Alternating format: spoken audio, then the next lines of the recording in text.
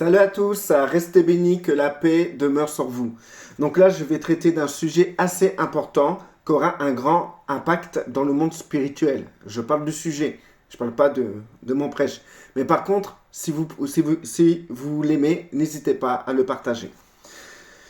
Alors, un nouveau mouvement divin grandit parmi les hommes. Cela prend beaucoup d'ampleur. Comme au temps de Jésus, Jean le Baptiste, qui devait être consacré à l'institution des sacrificateurs dans le milieu religieux, en fait, si je ne me trompe pas, le père de Jean-Baptiste, qui était Zacharie, était sacrificateur. Et normalement, d'après la loi de Moïse, pour être sacrificateur, c'est un héritage de père en fils. Donc, Jean-Baptiste devait suivre le chemin de son père, c'est-à-dire être sacrificateur, servir dans le temple. Il est sorti pour aller dans le désert et être un nouveau vecteur de Dieu. Pourquoi a-t-il fait cela? Si Dieu était avec le sacerdoce, si les représentants religieux étaient ceux qui devaient représenter Dieu et sa volonté, pourquoi a-t-il fait cela? Si c'était ce qui se passait dans le milieu religieux en ce temps-là, si c'était ce milieu-là qui était considéré comme la volonté de Dieu, pourquoi lui il est parti?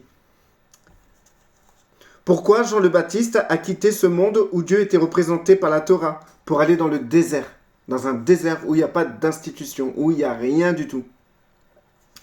À ce jour, on sait très bien que Jean le Baptiste était la volonté de Dieu personnifiée. C'est-à-dire que si tu voulais consulter Dieu, c'était vers Jean-Baptiste. Et pour cela, les gens, pour aller consulter Dieu, ils devaient aller dans le désert, rejoindre Jean-Baptiste et se faire baptiser. C'était le nouvel ordre religieux. On sait très bien qu'il était l'unique bouche de Dieu. Il a été appelé par Jésus le plus grand des prophètes qui a eu sur terre et qui n'existera plus de semblable. Entre guillemets, ceux qui sont disciples de Jésus sont plus grands que Jean-Baptiste. Mais parmi les prophètes avant l'alliance avec Jésus, Jean le Baptiste était le plus grand. Entre guillemets, je vais parler plus tard de ça, mais Jean le Baptiste était l'incarnation de Élie.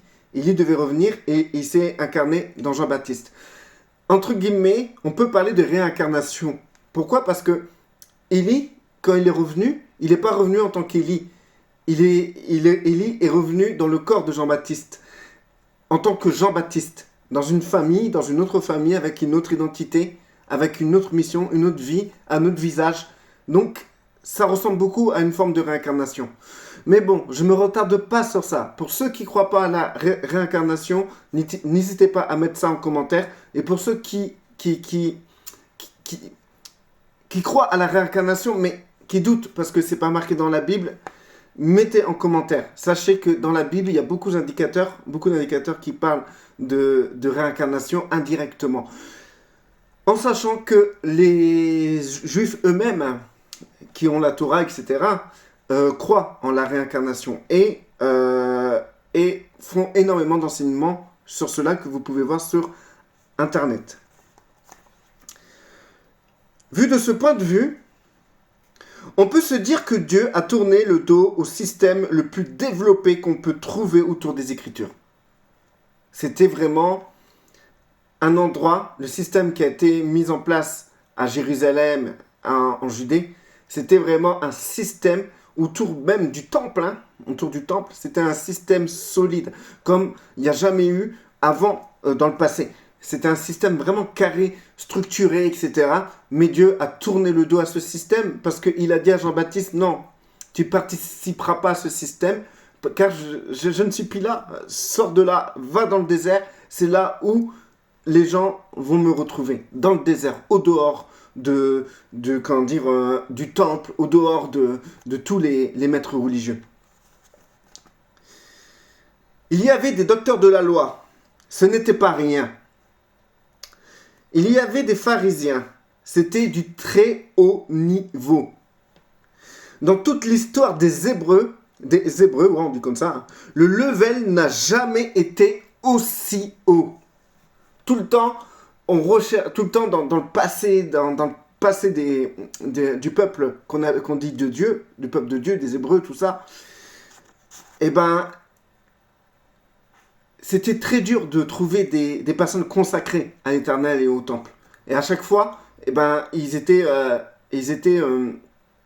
s'égaraient. À chaque fois, Dieu envoyait un prophète pour les remettre dans le droit chemin, mais ça ne marchait pas. Donc du coup, le peuple s'est toujours égaré. Mais là, le peuple a trouvé une situation fixe. Et ils étaient entourés de grands érudits. Des personnes qui pouvaient parler de la Torah avec merveille. D'ailleurs, Paul, Saul de Tarse, était un d'eux. Et il disait qu'en matière de connaissance de la Torah, etc., il pouvait s'inventer. Il pouvait se glorifier de ça. Parce que c'était quelqu'un qui avait un niveau excellent de la Torah. Et ils n'ont jamais eu autant d'enseignants de qualité au temps de Jésus. Et Dieu a dit à Jean-Baptiste, écarte-toi d'eux, je te veux dans le désert, c'est là où je suis. Mais Jésus leur a dit que vous avez pour père Satan. Ce n'est pas étonnant qu'on l'ait pris pour un fou. Imaginez-vous, des gens, des érudits, des gens qui connaissaient bien la parole de Dieu. Des gens qui pouvaient enseigner proprement la parole de Dieu. Malgré qu'ils rajoutaient quelques lois par-ci ou par-là, mais ils étaient très carrés quand même. On ne peut pas leur enlever ça. Même Jésus a dit à Nicodème, toi qui es docteur de la loi, tu ne sais pas ces choses-là. Il était étonné, Jésus, parce que normalement, les docteurs de la loi connaissaient tout.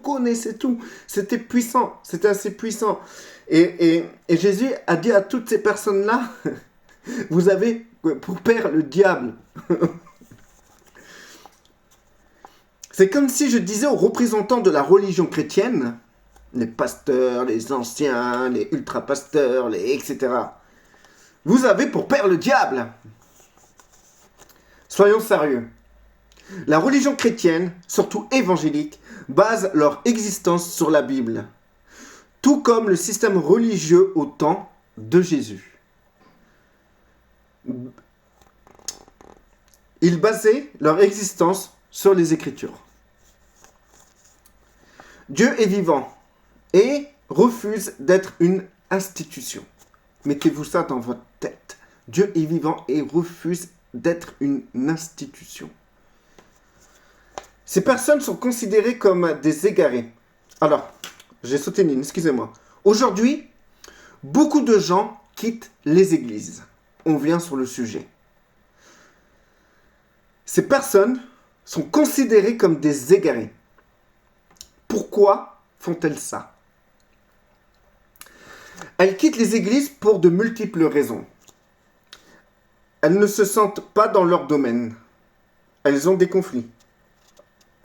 Elles ne trouvent pas l'amour qui doit exister entre frères et sœurs. Elles ne supportent pas d'être assises sur une chaise et laisser une minorité faire le show. Elles n'adhèrent pas aux doctrines enseignées. Elles veulent faire des choses, mais on les juge ou on les étouffe. Elles ne se sentent pas exister dans le plan et le service de Dieu. Combien de personnes font partie d'assemblées, d'églises, bâtiments et se sentent dans cet état et finissent un jour par ne plus aller à l'église et s'isoler. Les raisons sont multiples. N'hésitez pas à mettre en commentaire vos raisons, si c'est votre cas. Je vais appeler cela le syndrome de JB, c'est-à-dire de Jean-Baptiste. Sœurs et frères, vous n'êtes pas perdus. Vous faites partie d'un nouveau mouvement. Ce mouvement a été déclaré depuis longtemps, mais il est très silencieux, il reste très silencieux. C'est un mouvement qui est un peu caché. Mais à tout moment, ce mouvement va exploser et va être mis en avant parce que ça sera ses sœurs et ses frères isolés qui vont briller et qui pourront même aider les frères et sœurs du dimanche.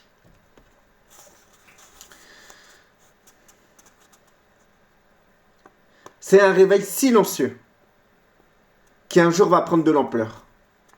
Aujourd'hui, les assemblées et les dénominations, les congrégations, c'est la mode. Facile, car être chrétien, c'est fun.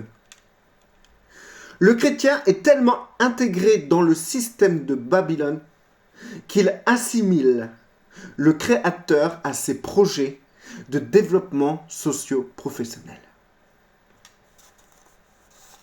Le chrétien oriente sa vie et sa vision spirituelle sur la réussite professionnelle et économique. Babylone protège les siens, dont le chrétien, qui fait partie des églises bâtiments. Puisque Babylone les laisse prospérer, c'est qu'il ne dérange pas. Le chrétien n'est pas persécuté. Il s'assimile à la nature de Babylone. Un jour, cette liberté sera perdue. Et les brebis, bénies par leur père Babylone, seront dans la détresse, car leur façon de pratiquer leur religion changera du tout au tout, et ils ne seront pas prêts. Ils devront s'organiser autrement. Entre-temps, beaucoup abandonneront leur foi, car ça n'ira pas dans leur vision du christianisme. Sans en arriver là, ce nouveau mouvement du chrétien libre, je vais l'appeler le chrétien libre, celui qui ne dépend pas d'une église bâtiment, d'une congrégation, d'un pasteur, etc.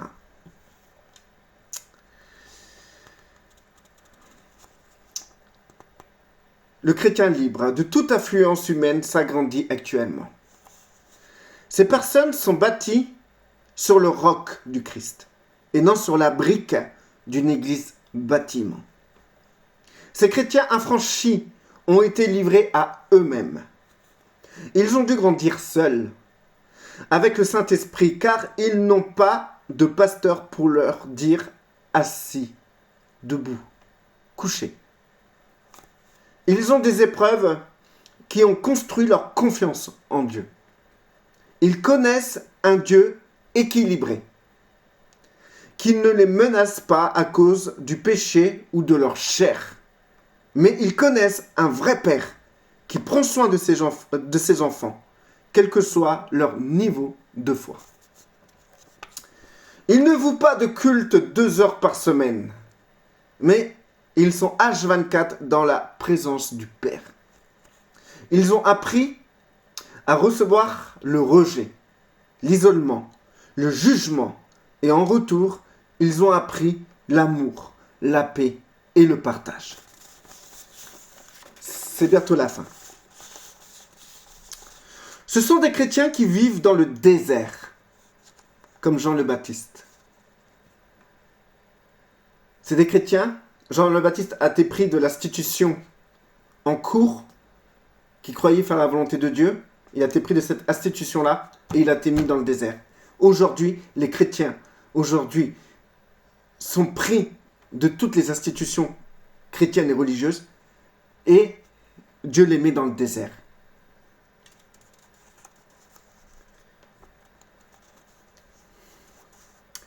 Alors, ce sont des chrétiens qui vivent dans le désert car ils n'ont pas de repères ni d'assemblée pour se nourrir, se confier et s'établir. La description est longue. Je terminerai ainsi. Ce sont des chrétiens qui remplissent leur lampe d'huile et qui sont remplis du Saint-Esprit. Ils sont vrais, car ils n'ont pas besoin de jouer un rôle, de faire semblant d'être pieux. Ces chrétiens-là sont l'avenir, Quand je dis faire semblant d'être pieux, c'est simple. C'est que j'ai vu, moi, dans le monde chrétien d'église bâtiment, que les gens, à l'église, le dimanche matin, pendant 2 heures, ils sont des parfaits chrétiens, des parfaits disciples du Christ. Et une fois que c'est fini, eh ben c'est fini leur position de disciple.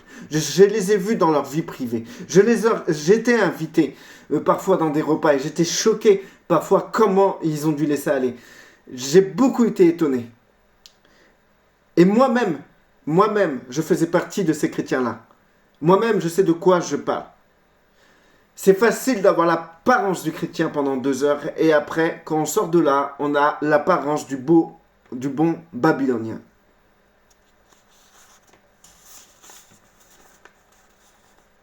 En entendant que les églises bâtiments évangélisent, pour remplir les églises, les chrétiens libres évangélisent les églises pour les sortir des bâtiments. Voici le vrai visage du réveil. Chrétiens libres, ne désespérez pas dans votre solitude. Vous n'êtes pas seul. Faites confiance à Dieu votre Père. Il va vous connecter selon ses plans à d'autres chrétiens libres. Sachez tout de même que beaucoup seront missionnés à retourner dans les assemblées pour être des lumières. Vous pourrez revenir dans le monde des églises bâtiments sans vous corrompre. Car Dieu veut éveiller les consciences à travers vous, comme il a envoyé des prophètes pour parler à son peuple. Vous serez, vous aussi, envoyés dans les églises bâtiments pour éveiller les consciences, pour aider les plus faibles. C'est pour ça que je vous dis, ne fermez pas la porte aux églises bâtiments, parce que beaucoup seront envoyés pour aider les plus faibles et pour amener l'éveil.